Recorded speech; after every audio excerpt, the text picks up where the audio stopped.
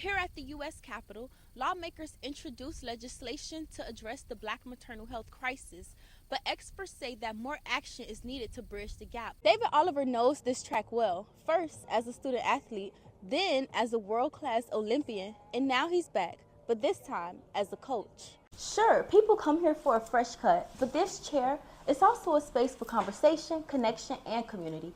Cash Cam has turned this seat into a safe space for everyone. Well, except for me. I'm not here for a cut today.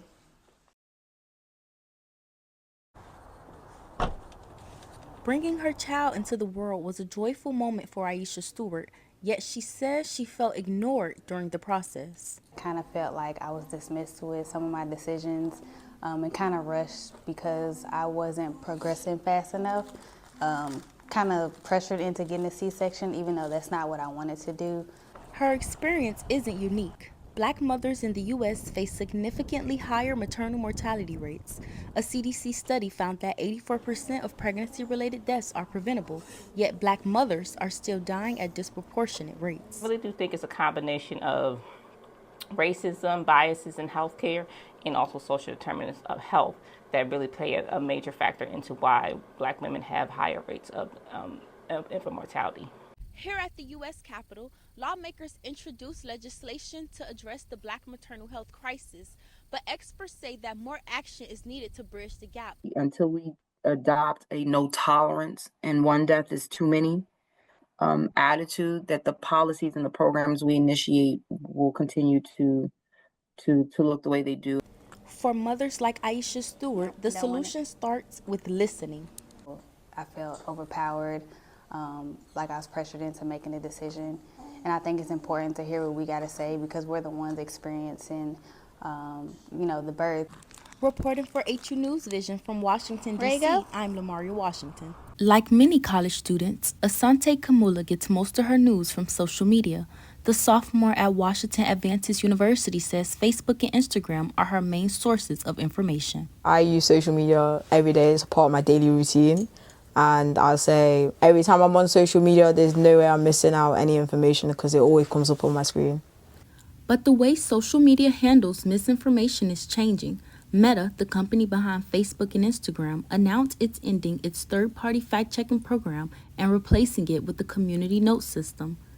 Meta says that its decision is about free speech, but the U.S. government has been pushing tech companies to crack down on misinformation for years. With fact-checkers gone, experts warn that misinformation could easily spread. We're probably going to see a lot more uninformed takes, opinions, and again, just misinformation and disinformation just due to people not really knowing what's true and what's not. Student journalist Deja Jones now has to be more cautious when verifying information online.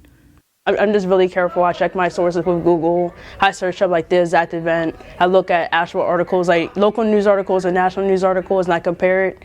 If, social media is way off, then I just kind of scratch it. Now, students must verify information on their own. So I believe I'll be quite skeptical because that's what I rely to get trusted information, and now that's been taken away.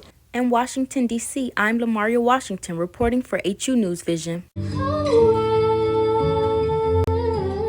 On January 17th, participants attended Vision and Vibes, a creative and reflective gathering honoring the legacy of Dr. Martin Luther King Jr.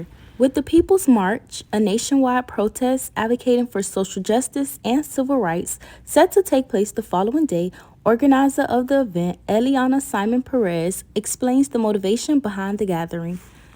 This came from wanting to inspire folks, give folks an opportunity to create their People's March posters. What I hope is that folks leave the event inspired, that they leave the event empowered, and that they leave knowing that freedom is limitless. Attendee and educator Josefina de Campos Salez explained what Dr. King's dream meant to her in terms of education.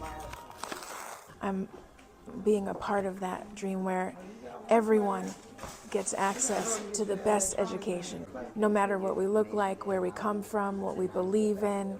As participants flip through the pages, they piece together a vision board that commemorates and honors Dr. Martin Luther King's legacy. I just think this is a great opportunity to gain a sense of community, really tap into my sense of creativity, and also honor Dr. King as well.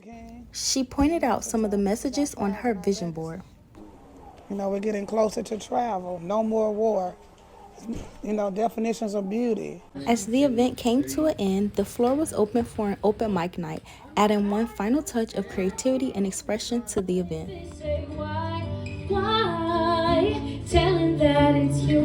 I'm Lamaria Washington, reporting for HU News Service.